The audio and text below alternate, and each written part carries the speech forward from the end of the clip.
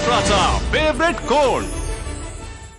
मराठी चित्रपट सृष्टीत पहिल्या ज्या म्हणजे हिरोईन्स घालायच्या असे जे कपडे होते ते तर आजही बघायला मिळतातच आहेत, पण अधिक पाश्चात्य संस्कृतीचे पण कपडे घातले जातात किंवा बॉलिवूडला टक्कर म्हणून आजकाल हिरोईन्स खूप चांगले हेअर मेकअप आणि म्हणजे कपडेपट ह्याच्यामध्ये प्रयोग करत आहेत. तर त्यामुळे आपली मराठी चित्रपटसृष्टीमध्ये नायकांचे आणि नायिकांचे कपडे ह्याच्यातली रेंज इतकी वाढलेली आहे की अत्यंत पारंपरिक पण दिसतात आणि अत्यंत मॉडर्न पण दिसतात आणि त्याच मुली दोन्ही कॅरी करू शकतात. हे फार महत्त्वाची आणि छान गोष्ट आहे. माझ्या मते फॅशन म्हणजे जे sari actually it's a glamorous costume. त्यात एक स्त्री खूप छान दिसतेच, पण ती कॅरी कोणताही कॉस्ट्यूम प्रत्येक व्यक्ती कसं कॅरी करतं इट डिपेंड्स अपॉन दॅट. मला वाटतं फिल्म स्टार्स किंवा ॲक्टर्स आम जनतेसाठी फॅशन म्हणून फॅशन आयकॉन असतात. त्यामुळे जे फिल्ममध्ये असतं ते लोक कॉपी करतात आणि ते ट्रेंड होत जातं. आधी मराठीत फॅशन म्हणजे नऊवारी होती, अजूनही आहे, पण आज मी अप्सरा या गाण्यावरती जे परफॉर्म केलं ती एका वेगळ्या स्टाईलनी नऊवारी नेसवली गेली आणि मला वाटतं that is the difference in the fashion in Marathi cinema now. Marathi चित्रपटात स्टायलिंग आलं आहे मुळामध्ये आणि आय एम हॅपी. मला स्वतःला पर्सनली असं वाटतं की व्यक्तिगत आयुष्यात ज्याला जे सूट होईल आणि ज्याला जे आवडेल ते त्यांनी वापरावं आणि चित्रपटालाही तेच लागू आहे. खरं म्हणजे दुर्दैवाने मराठी चित्रपटात पुष्कळ वेगवेगळ्या कारणांमुळे आजपर्यंत स्टायलिंगकडे अजिबात महत्त्व किंवा लक्ष दिलं गेलं नव्हतं, पण आता मराठी चित्रपट बदलतो आहे. तरीसुद्धा एका वेगळ्या पद्धतीने मराठी चित्रपटाला स्टायलिंगची गरज आहे असं मला वाटतं. मला स्वतःला असं वाटतं की स्टाईल म्हणजे काय की आपण करू ती स्टाईल. ॲक्च्युली फ्री स्टाईलमध्ये जेवढं तुम्ही कम्फर्टेबल असाल, जे कपडे तुम्ही घालता त्याचे तुम्ही कम्फर्टेबल असाल, याला स्टाईल म्हणतात असं मला वाटतं. आपल्या मराठी चित्रपट सृष्टीत नुसतेच आपलं लुक किंवा आउटफिट्स असंच नाही तर चित्रपटांपासून काळाप्रमाणे जे स्टाईल स्टेटमेंट्स बदलत गेली आहेत, मला वाटतं ते खूप स्वागतार्ह आहेत बदल, कारण काळानुसार आपल्या सगळ्यांनाच स्वतःला बदलावं लागतं.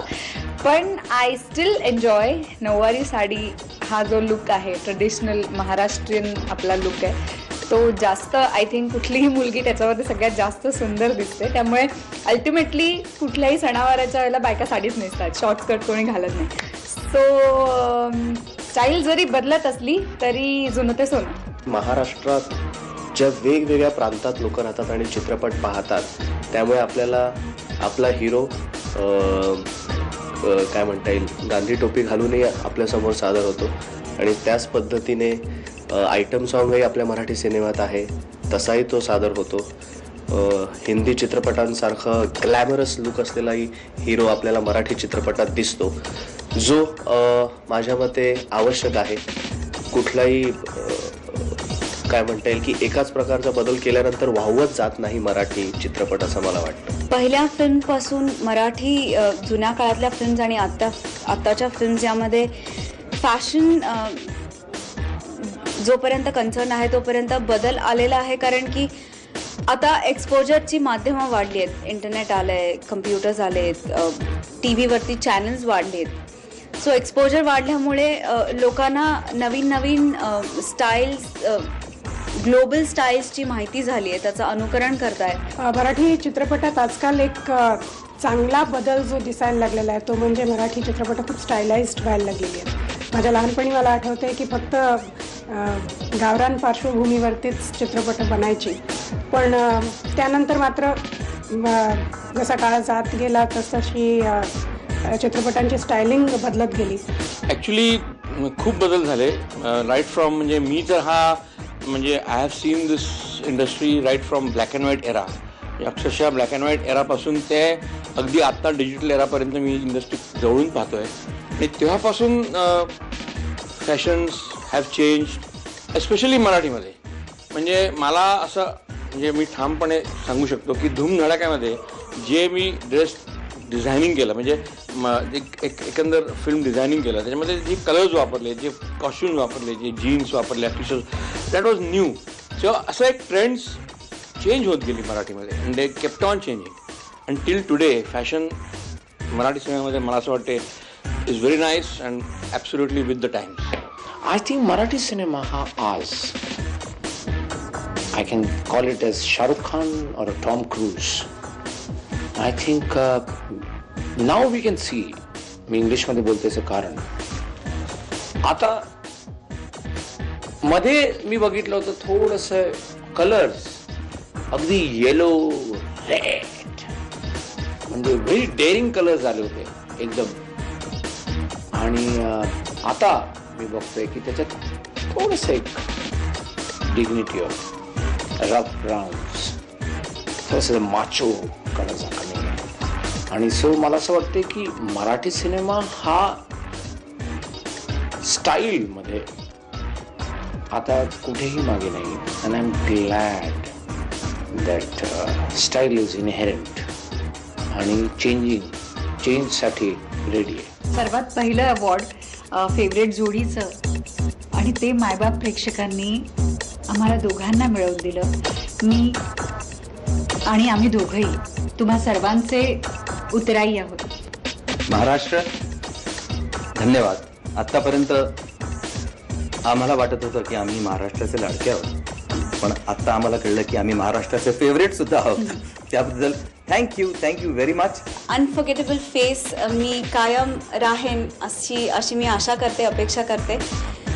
ज्या सगळ्यांनी मला वोट केलं त्यांचे मी मनापासून आभार मानते. आणि मी प्रेक्षकांना सगळ्या एवढंच माझी विनंती आहे की तुमचं प्रेम, तुमचा सपोर्ट हेच मला अधिकाधिक चांगलं काम करायला आणि अधिकाधिक पुढे जायला कायम एनकरेज करणार आहे, मदत करणार आहे. त्यामुळे तुमचं प्रेम आणि तुमचा सपोर्ट असाच ठेवा. खरंच महाराष्ट्राच्या तमाम जनतेचे आभार मानतो की त्यांनी मला एवढं सर्वोत्कृष्ट फेवरेट विनोदी अभिनेत्याचं पारितोषिक मिळवून दिलं. मला खूप बरं वाटतंय. आणि म्हणजे मी खूप अजूनही असं आहे की खरंच आपल्याला मिळालंय काय. तमाम महाराष्ट्राच्या जनतेचा मी आभारी आहे की त्यांनी मला हे मिळवून दिले. खूप मस्त वाटतंय, खूप आनंद होतोय स्टाईल आयकॉन मिळाल्याबद्दल. मला आवडतं खूप फॅशनेबल राहायला, खूप स्टाईलमध्ये राहायला. आणि त्याचा आज मला ॲक्च्युली अवॉर्ड मिळाला असं म्हणायला हरकत नाही. तुम्ही सगळ्यांनी मला वोट केलं, तुम्ही सगळ्यांनी मला SMS पाठवले, मेल केले, तुम्ही तुमच्या बाजूने संपूर्ण प्रयत्न केला. म्हणून मी अख्ख्या महाराष्ट्राचा म्हणजे तुमचा फेवरेट आयकॉन झालेला आहे, स्टाईल आयकॉन. थँक्यू. विनोदी अभिनेता आणि फेवरेट खलनायक म्हणजे मी नेहमीच काहीतरी प्रत्येक कामात वेगळं पण जपण्याचा प्रयत्न करतोय. डिरेक्टर माझ्याकडून तसं करण्याचा प्रयत्न करून घेत आहेत, तर खूप बरं वाटतंय. आणि आज विनोदी अभिनेता आणि खलनायक या वेगळ्या 2-2 शेडचे रोल मी गलगल आणि दे धक्कामध्ये केले. आणि दोन्ही म्हणजे कॅरेक्टर्स होते, अंड्या, व्यंजो आणि धनाजी. ते लोकांना आवडली, लोकांनी त्यावर भरभरून प्रेम केलं. आणि आज त्यांनी संपूर्ण महाराष्ट्राने ठरवलं की आज त्यांनी जे प्रेम दिलं त्याबद्दल खरंच भारावलोय मी. आणि मी तुम्हा सगळ्यांचा खरंच आभारी आहे. आज जाणवतंय की हा पुरस्कार पाहून खूप भावना विवश व्हायला होते, कारण हा पुरस्कार जनतेने दिलाय. कबूल करते की आजपर्यंत मी माझ्या करिअरला खूप ग्रँटेड घेत होते, पण एवढं प्रेम जर का तुम्ही मला देता आणि करता तर माझी जबाबदारी खूप मोठी आहे. आणि जर का तुम्ही मला फेवरेट अभिनेत्री म्हणून निवडून दिलं असेल तर मरेपर्यंत एक अभिनेत्री बनून राहीन, खोटं नाही सांगत. थँक्यू. खूप आनंद होतो, कारण मला जेवढं आठवतं आणि छान आत्ता या वर्षीसाठी झी गौरवला मोरयासाठी नॉमिनेशन होतं. I was expecting that award also. त्यावेळेला नाही, थोडीशी निराशा झाली, पण ठीक होतं. Like fine, it's a part and parcel I can say. पण पॉप्युलरिटी ह्या एका निकषावर त्यांनी जी गाणी निवडली होती त्याच्यामध्ये मोरया मोरया होतं. आणि इवन आपल्या सर्व रसिकांनी, महाराष्ट्रातल्या सर्व रसिकांनी भरभरून वोट्स दिल्यामुळे आज हे आम्ही सुख अनुभवत आहे. हे अवॉर्ड आमच्यासाठी खूप स्पेशल अशासाठी आहे कारण ते गाणं आमच्यासाठी प्रचंड स्पेशल आहे. अशा रिदमवर, अशा ढोल ताशाच्या तालावर गाणं करायचं हे आमचं खूप करता येईल का नाही येईल इथपर्यंत आमचं कन्फ्युजन होतं. पण ते जमलं. ते नुसतंच जमलं नाही तर आज तुम्हा सर्व रसिकांनी अक्षरशः डोक्यावर घेतले ती गणपती बाप्पाची कृपा.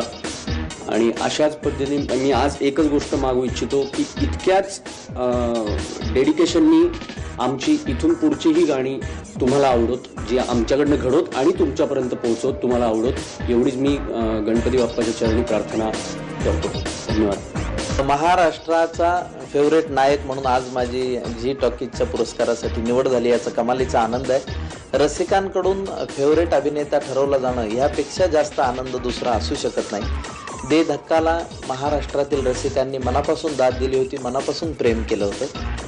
मी सुद्धा त्या जनतेतलंच एक आहे आणि जनतेने मला आज उत्तम अभिनेता म्हणून निवडून दिलं, याबद्दल मला मनापासून खूप आनंद होतो आहे. मी खूप आभारी आहे जनतेचा आणि दे धक्काच्या सर्वच टीमचं हे क्रेडिट आहे, माझं एकट्याचं नाही आहे. प्रेक्षकांनी आधीच हा अवॉर्ड आम्हाला दिला होता. फिल्म खूप चालली आमची.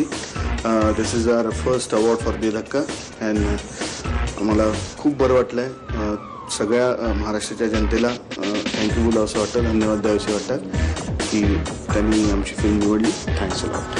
प्रेक्षकांना पण thank you very much. I think overall programme बरा झाला असावा आणि तुम्ही मला सहन केलं त्याबद्दल आय एम सो हॅपी. बरंचसं मी पदरचं बोललो, हो हो, तो I am so happy that I could manage it. सर्व उपस्थितांचे आभार आणि धन्यवाद. Thank you very much. सापडलेले क्यू शीट सापडलेले. पहिलं काय डॉक्टर जब्बार पटेलांच्या हस्ते दीप प्रज्वलन आहे, नंतर ईस्थवन आहे. घ्या सुरू. Thank you sir. नागरगोजांचा हा कार्यक्रम आता आपण सुरू ठेवूया इथे. तुम्ही, मला वाटतं जब्बार पटेल तिथे बसलेले आहेत, त्यांना तुम्ही घेऊन या. दीप प्रज्वलन करा. Thank you for bearing me and love you. चला.